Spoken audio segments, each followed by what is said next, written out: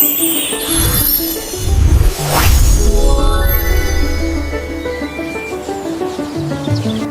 everybody, I'm Lily Christopher here with Maria Lallier from Young Einsteins, where she's going to be showing us the end of the year artwork. So tell us a little bit about your projects and why did you open this school? What inspired you to open this school?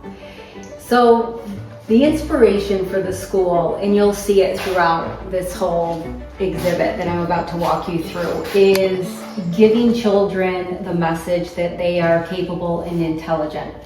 And this approach, which is the Reggio approach, it hones in on the children's interests and their own curiosity of what they desire to learn about.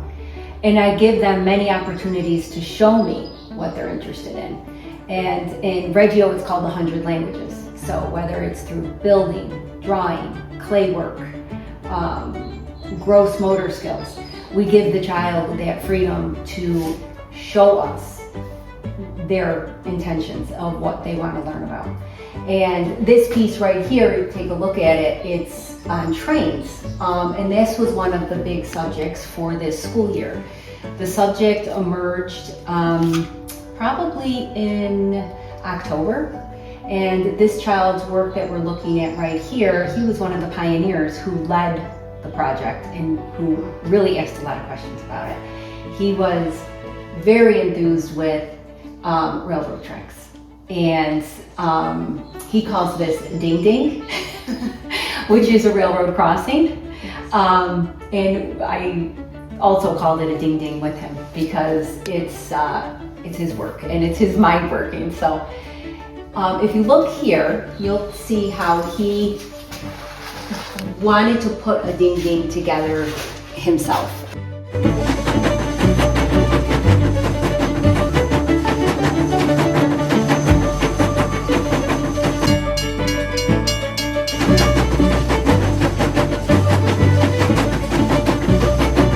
For the space room came this.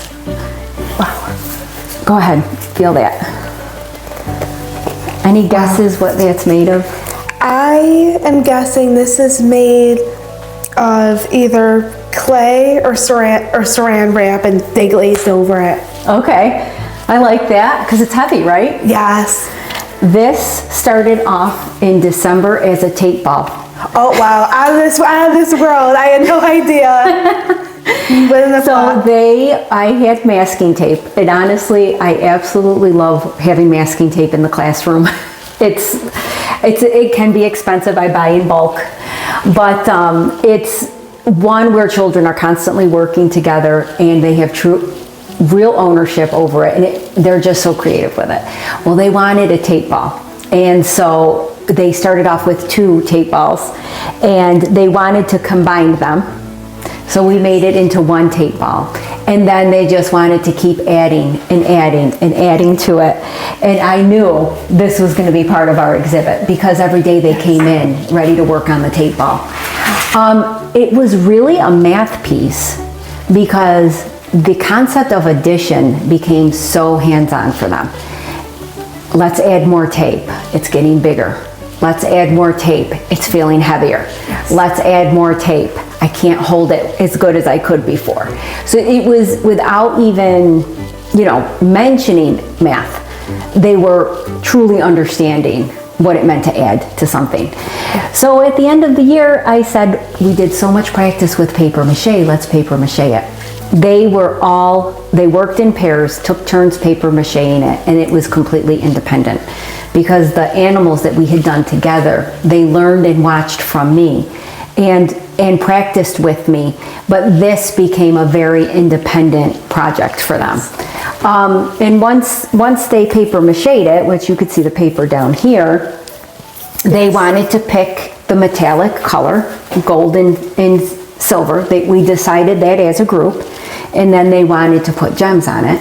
Wow. So we glued it, and I brought it to meeting time, and I said, okay, what is this? What are we gonna call it? And none of them couldn't really, they were just like, a rock, it's a rock. And I said, well, I think it's a pretty special rock. And I think it really reminds me of a rock that would be in outer space. I know, like look at the transit, like space, like the transitions. Yes, yeah.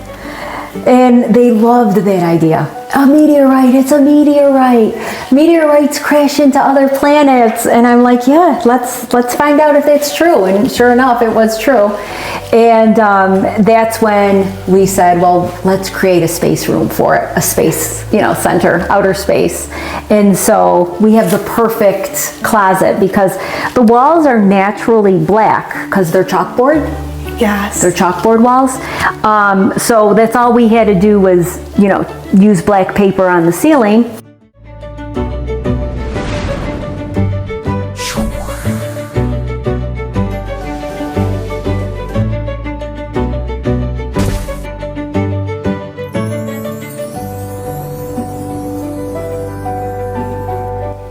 It's all the rolls of tape that we used for the tape ball. Oh. So I saved, and there's probably actually more of them, but I saved a bunch of them and knew it could be potential for the exhibit. And they painted them individually and designed them.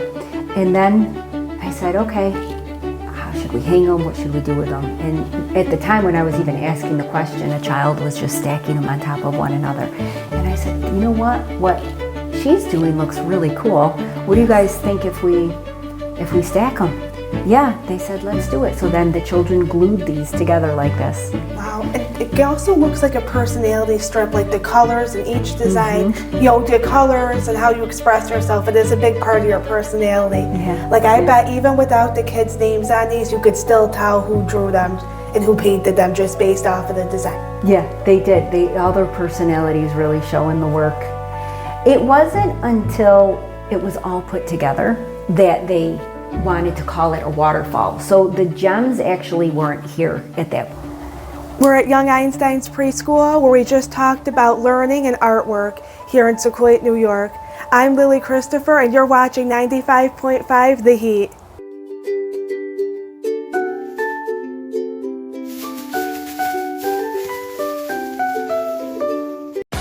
This is Ron Klopfenstein. Meet me in the hot seat every Monday at 5 p.m. for Hot Seat Media Mondays on 95.5 FM The Heat.